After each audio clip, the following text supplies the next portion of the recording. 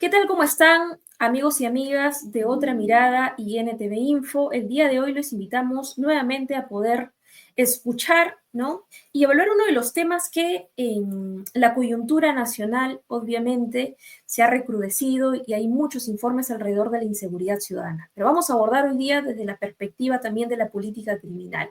¿Qué se hace de las políticas públicas? ¿Cómo enfrentamos este mal que día a día viene cobrando la vida de los peruanos? Bienvenidos a Mesa Política, un programa producido por la Asociación Otra Mirada y NTV Info.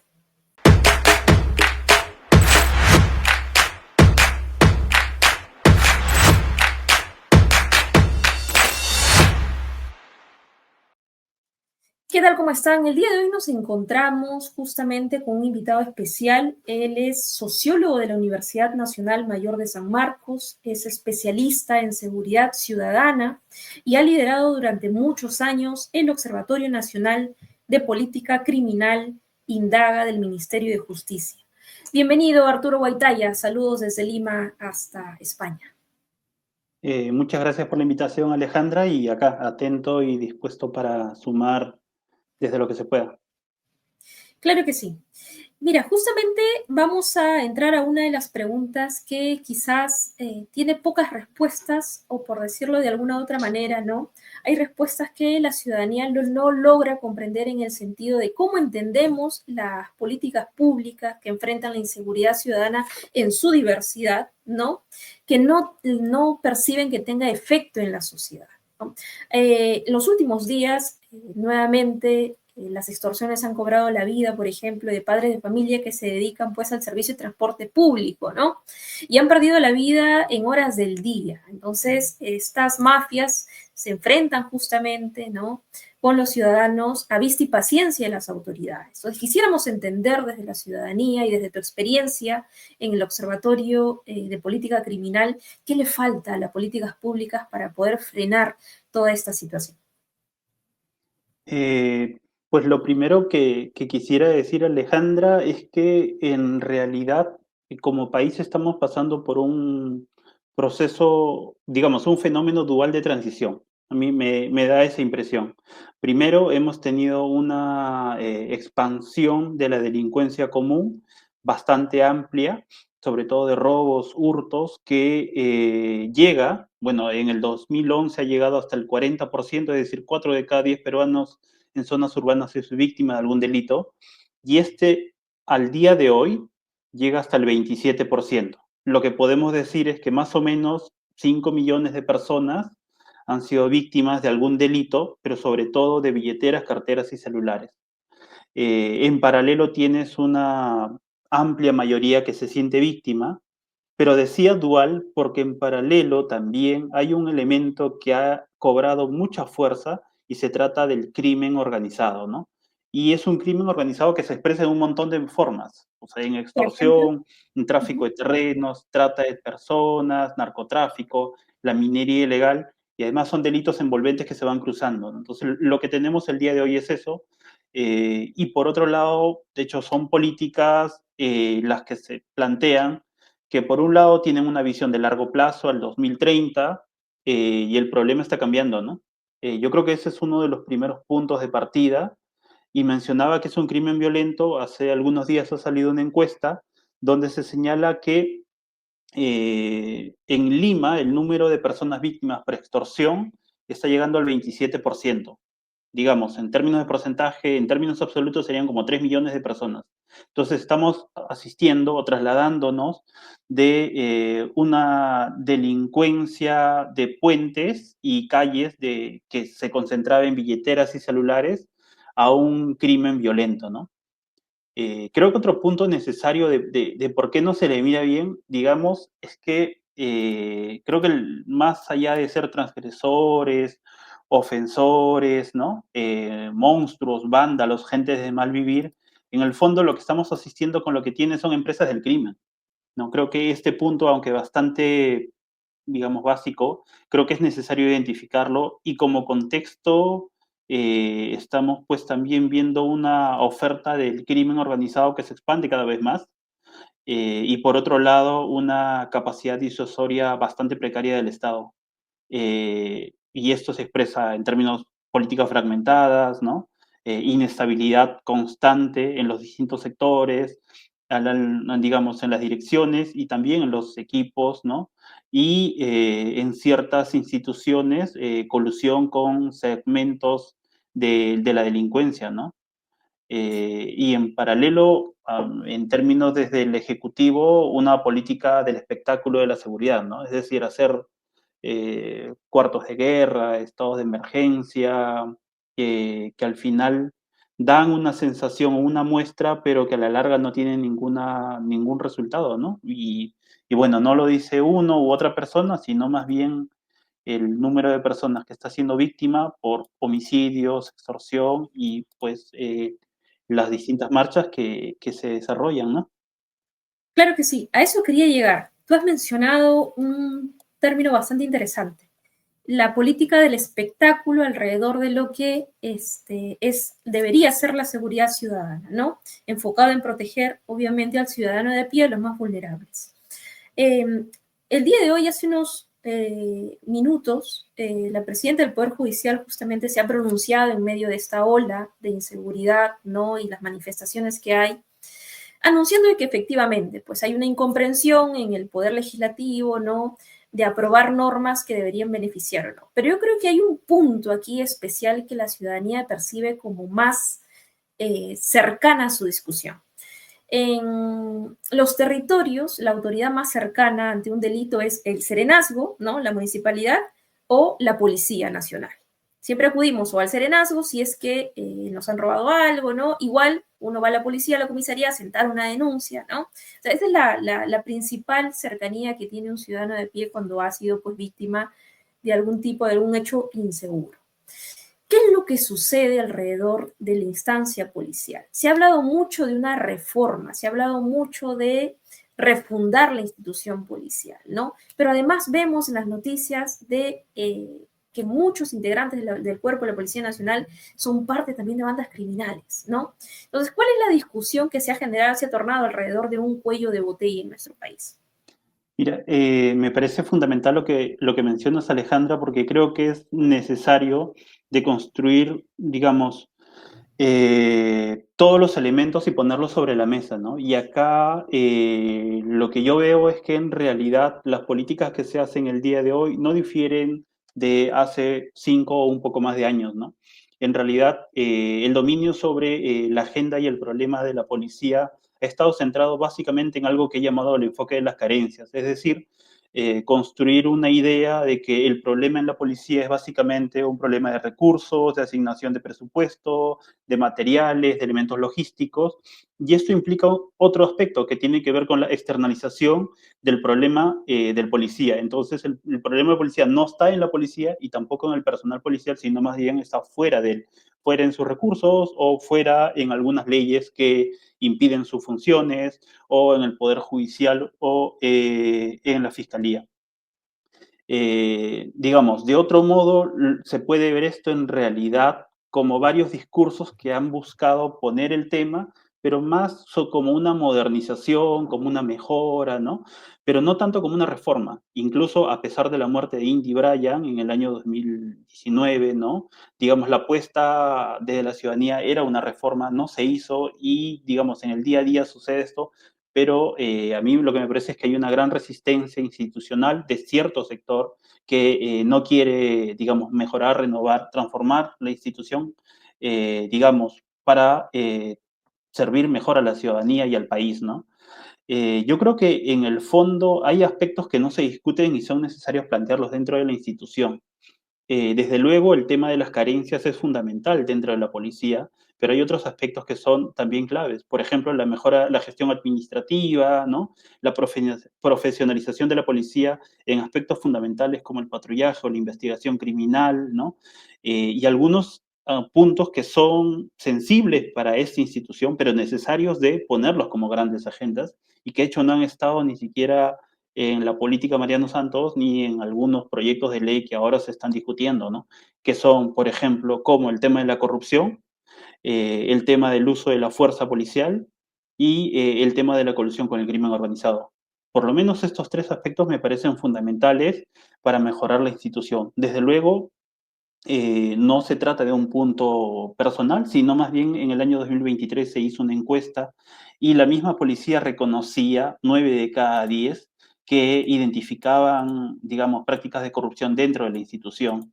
Asimismo, cuando se le preguntaba qué cosa se debería hacer contra esto, lo que ellos mencionaban era básicamente que se les pase, digamos, que se les saque de la institución a las personas que cometen delitos.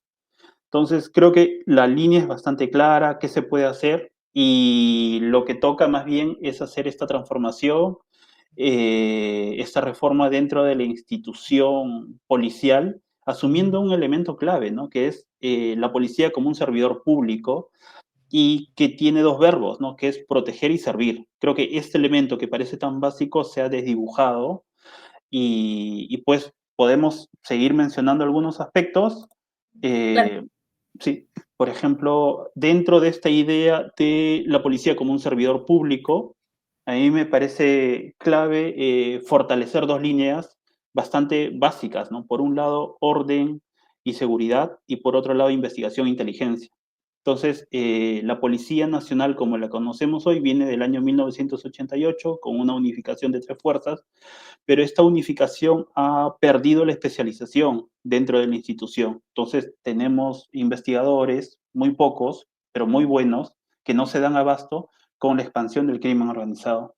Entonces, lo que necesitamos es una institución de comando, digamos, una institución, una estructura interna especializada, funcional, una policía única, pero que tenga dos estructuras diferenciadas y funcionales, ¿no? Una que sea de seguridad y orden y otra de investigación. Creo que esta unificación, si bien es cierto, ha sido buena, no ha desdibujado la especialización en la policía. Por otro lado, me parece fundamental, digamos, atender, digamos, fortalecer el servicio de la policía en lo que tú mencionabas, Alejandra, que tiene que ver con el servicio a la ciudadanía. Y en este caso, lo que toca la policía con la ciudadanía es la comisaría. Y en paralelo también las de PINCRIS, que son las, digamos, unidades pequeñas que investigan los delitos, porque los otros, digamos, dan atención, ¿no? Eh, como es la comisaría. Entonces, creo que hay una clara necesidad, seguramente cualquier ciudadano que escuche, vea este video, notará que la comisaría de su barrio, de su vecindario, no cambia hace 30 años, es que no se le ha dado atención. O sea, se le ha dado atención a distintas unidades y todo, pero al que llega, no. Y creo que es una clara necesidad de poner atención en dos, en las de Pincris y en las comisarías. Y por último, es recentrar las funciones de la policía en lo que digamos, en el servicio fundamental, que es proteger y servir. Y cuando me refiero a eso es básicamente proteger contra la delincuencia, ¿no? Y hay un montón de funciones dentro de la institución que no están vinculadas a ella. Ya estamos por Lima en verano, ¿no? Y entonces las playas están en su momento, digamos, de mayor número y tenemos pues policías que están vinculados a salvataje, por ejemplo, ¿no? Podría hacerlo la Marina fácilmente. Tenemos más de 300 policías solo en esa unidad que representan más de una comisaría en un distrito bastante amplio. pero Tenemos además, unidades de tránsito, por ejemplo. O sea, las de ujú, tránsito podría ser el gobierno regional. No me refiero a las de carreteras, que es otro asunto, pero por ejemplo ujú, las de turismo también. O digamos, esta idea de, en algunos casos, brindar seguridad fuera de las cárceles, que hay un proyecto que quieren avanzar en eso. Tienes una institución que debería fortalecer la que es la del INPE, o el personal administrativo. Entonces tienes un gran grupo ujú, de funcionarios, servidores públicos, policías, que dedican sus funciones a actividades que no están vinculadas a servir y proteger contra el delito, ¿no? Creo que es entonces una clara necesidad de eh, reestructurar el modelo bueno, de la estructura interna y especialización que se tiene en la policía. Por otro lado, atender a las comisarías y a las de PINCRIS. Y por último, como mencionaba, pues priorizar las funciones que están vinculadas a velar para la seguridad, ¿no? Estas de acá de algún claro, modo están vinculadas, pero no todo. claro, pero además yo te agregaría un punto más, ¿no? Creo que hay una visión patrimonialista también de las fuerzas policiales, ¿no? Podría explicar por qué en distritos que están fuera de lo que se conoce como centro de Lima o Lima moderna, tiene menos presencia de efectivos policiales que en distritos donde, digamos, hay bienes patrimoniales, digamos, el centro financiero, ¿no? Residenciales, por decirlo de algún modo. Hay una visión también patrimonialista de ello. ¿verdad? No, sí, desde luego. O sea, el crimen se distribuye de manera desigual y la policía pues debería, la policía y el Estado en general, ¿eh? Tampoco es, yo creo que la discusión no debe ser policializar la seguridad, pero sí más bien abordarla de manera a detalle a esa institución. Y en esa línea coincido con lo que señalas porque, digamos, hay una distribución desigual de la delincuencia y lo que se requiere pues es atenderla en una lógica que permita generar mejores resultados. Por ejemplo, San Juan del Lurigancho tiene casi la población de toda Arequipa, ¿no? Tiene más de 1 millón de habitantes y un montón de departamentos, pero tiene muy, digamos, una menor cantidad de personal policial. Hasta hace un tiempo tenía 10 comisarías, lo que significaba que más o menos tienes una comisaría por 100.000 habitantes, ¿no? Y si tienes en turnos, debes tener unos 30 policías. O sea, me refiero porque ellos descansan también, ¿no? Como cualquier trabajador del Estado. Entonces, la fuerza operativa es muy pequeña para la dimensión, digamos, del problema, ¿no? Claro que sí. Y ahí quiero llegar a lo que sería la última pregunta, que nos va a tomar un poquito más de desarrollo. Por ejemplo, ¿no? Con relación a las alternativas que podrían tener las personas para poder enfrentar esta problemática, la seguridad no es neutra, ¿no? Refleja qué tipo de sociedad pues queremos, a quién protegemos, de qué los protegemos y cómo se ejerce esta protección. Significa de alguna otra forma entender también que la seguridad ciudadana, tú lo has dicho hace unos minutos, no es solo un problema técnico o un problema judicial, policial, ¿no? Sino es un terreno también de disputa política, ¿no? Donde en este caso diversos actores políticos deberían proponer respuestas desde sus propios marcos de valores y principios. Este enfoque consideramos que en este caso tú nos puedes decir, ¿no? Detallar un poco más, ha sido escasamente de lo que hemos revisado en la bibliografía desarrollado en el país, ¿no? ¿Cómo podrías tú desarrollar justamente esto que yo acabo de comentar? Es un punto bastante desafiante en realidad, porque hasta las marchas por la muerte del cantante de cumbia, pues se asumía que no se debían politizar algunos aspectos y servicios. Y creo que la apuesta más bien es lo contrario, ¿no? Ahora, creo que la seguridad también es un campo político y tiene una paradoja, ¿no? A mí me parece que tiene esta paradoja de la política de la seguridad, donde las izquierdas, en general, hablo de las izquierdas en todos sus colores y formas y territorios, pues no tienen una agenda en cuanto a la delincuencia y la seguridad y algunas de sus vertientes, sobre todo las más radicales, proponen una agenda de demagogia punitiva, ¿no? Que en realidad está bastante vinculada o no se desdice con una agenda de derecha y de extrema derecha. Y por otro lado, desde el lado de las derechas, da la impresión, y se ha podido ver a partir de la marcha, que se ha entregado la movilización popular de la seguridad a las izquierdas, pero por el otro lado, digamos, del otro lado de la calle, no se tiene una propuesta, tampoco una agenda, ¿no? Creo que esta es una paradoja para el país, porque viene siendo el principal problema del Perú desde hace más de 10 años, ¿no? Lo que estamos viendo ahora más bien es que la delincuencia que estaba en la periferia, que estaba en las regiones, y hablo de la delincuencia violenta, por ejemplo, en Trujillo con la extorsión, que tiene Claro. ya más de 10 años, casi 20 en realidad, ha asaltado a la ciudad, ¿no? Entonces creo que este punto es necesario de tener en cuenta y de construir una agenda mucho más desarrollada desde distintos aspectos, ¿no?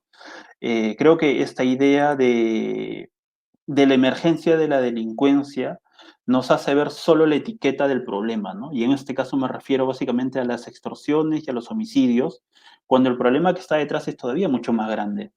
O sea, estamos hablando de economías criminales, ¿no? Y como mencionaba hace un momento, de empresas del crimen. O sea, antes que mirarlos solo como desadaptados o personas monstruas que asesinan, en realidad es un esquema del crimen vinculado a lo económico. Yo creo que este punto, desde luego, tiene otras dimensiones. No quiero decir que solo haya una racionalidad económica, ¿no? pero creo que es un punto fundamental que no se le ha prestado atención y es necesario de atenderlo, ¿no? Ahora, qué elementos debería tener esta discusión dentro del campo de lo político, la seguridad? A mí me parece clave que esté vinculado a la democracia, ¿no? Al Estado de Derecho, la democracia, la idea de la participación. Con todas las limitaciones, la idea de la seguridad ciudadana no me parece una mala idea. De hecho, esta idea de que el Estado le dé seguridad a la ciudadanía, aunque es muy básico, es bastante transgresor. En el Perú la ley 27933 apareció en el año 2003, digamos, post-terrorismo y además post-dictadura, ¿no? Y desde luego tiene limitaciones, pero la idea de que el servicio esté para la ciudadanía, donde la ciudadanía participe y donde se reconozca la delincuencia más allá de lo que indica el Código Penal es clave. El problema, digamos, es un poco el giro que está cobrando la delincuencia, ¿no? Y la lentitud con la que se está respondiendo. Por ejemplo, los ciberdelitos, que son un súper gran tema que no se está viendo, ¿no? Así Claro, es. porque no tiene no es un delito de alto impacto por el momento, pero en la pandemia hemos visto que es transversal y puede afectar desde niños, adolescentes, adultos mayores, hasta con algún tipo de bono que se tenía. Entonces, lo que estamos asistiendo es un montón de formas delictivas que se están produciendo en paralelo, ¿no? Y al final es un escenario que nos va a llevar a dos opciones, ¿no? O agravar y posterior consolidar, hacer una convivencia con un crimen organizado, o más bien hacer una recuperación, ¿no? Creo que este escenario de continuar no es el fondo, sino todavía pueden abrir, digamos, abrirse más escenarios complicados, ¿no? Como grupos de aniquilamiento, empezar a diferenciar, construir elementos de xenofobia mucho más fuertes, estas ideas de limpieza social, por un lado, que también se han visto en Trujillo en algún momento, ¿eh? O sea, tampoco es una novedad. Desde luego, uno no espera que suceda eso, pero a mí me parece fundamental de no recobrar el sentido de lo político en la seguridad y que se enmarque en algunas lógicas mínimas, ¿no?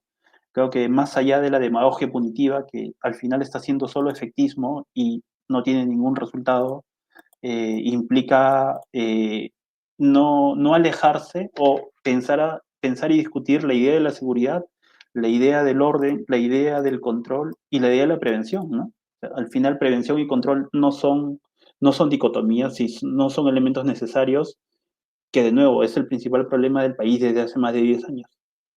Exactamente. Y además, muchas de las noticias, inclusive alrededor de este tema, son tan centralizadas que obvian lo que está pasando en regiones, ¿no? O sea, ya vienen asesinando, perdiendo la vida autoridades locales, ¿no? Alcaldes, funcionarios, Ujú. comerciantes.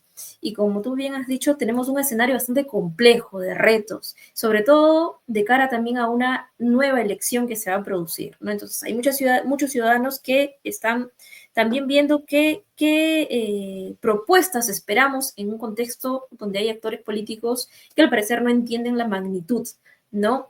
Y que obviamente hacen uso de la demagogia alrededor del tema. Pero eso no ha impedido tampoco que, digamos, existan alternativas comunitarias, que son pequeñas, ¿no? Que responden también a factores culturales mucho más locales, que están enfocadas en prevenir o en reaccionar, como tú también muy bien has dicho, para poder protegerse porque sienten que hay una ausencia del Estado, ¿no? Eh, Arturo, muchas gracias por estar aquí en Mesa Política. Te doy un par de minutos para que puedas hacer algunos comentarios finales, por favor. Mm, Pues yo creo que es un contexto muy complicado el que nos toca vivir a todos los peruanos. Creo que lo que nos está mostrando en conjunto es que estas medidas que, eh, digamos, buscaron resolver el problema con demagogia punitiva, por ejemplo, los estados de emergencia que vienen desde el 2016, no han tenido ningún resultado. Entonces, esta idea de restringir libertades por la idea de la seguridad, pero sin inteligencia y sin prevención no nos han dado ningún resultado. Y creo que es un escenario clave, de nuevo, para que no se consolide. no se expanda y todavía se diversifique más el crimen y el crimen organizado y más bien podamos vivir en una seguridad con calidad, ¿no? Y me refiero a una seguridad donde no tengamos que tener o acostumbrarnos a vivir con presencia militar en las calles o asumir, como algunos señalan, pues, de policializar la sociedad, sino más bien vivir en un espacio tranquilo, ¿no? Tranquilo, donde puedas desarrollar todas tus libertades. Creo que es un escenario clave para ello y, de nuevo, invitar a pensar la seguridad desde lo político. Creo que la discusión y las marchas sobre esto han dado un espectro bastante interesante y también invitar a que se discuta desde esa línea, ¿no? De no tenerle miedo a la idea de la seguridad y empezarla a discutir desde sus entrañas. Claro que sí. Han sido muchos los puntos importantes en esta coyuntura nacional. Ha sido Arturo Guaitaya, invitado de Mesa Política para esta edición, y a todos nuestros amigos y amigas que nos ven a través de las redes de Otra Mirada y NTV Info, los invitamos a la siguiente edición de Mesa Política. Nos vemos en un siguiente programa.